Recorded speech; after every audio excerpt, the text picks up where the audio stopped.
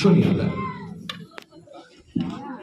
আমাদের আজকের নিবেদনে কবি সুকান্ত ভট্টাচার্যের মিঠে করা কাব্যগ্রন্থ থেকে কিছু মিঠে করা বার্তালাপ।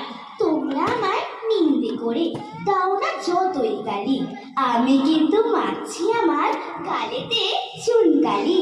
কোনো কাজটাই পারি না গো, বলতে পারি ছড়া, বাঁশের বড়া পড়ি না ছাই, পড়ি ফেলে পড়া।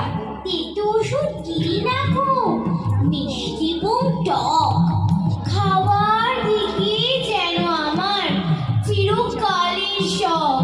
বাবা দাদা সবার কাছে পোয়ার এবং বন্ধু, ভালো হয়ে থাকার সঙ্গে লেগেই আছে দ্বন্দ্ব। পড়তে বসে থাকে আবার পথের দিকে চোখ, পথের যে পথের লোকের দিকেই বেশি ঝোঁক।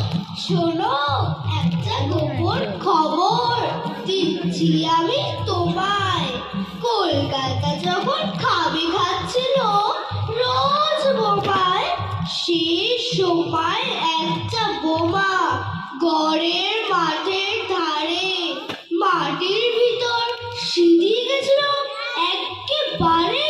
হঠাৎ সেদিন একলা রাতে গড়ের মাঠের ধারে বেরিয়ে ফেরা সময় হঠাৎ চমকে উঠি, আরে বৃষ্টি পেয়ে জন্মেছে এক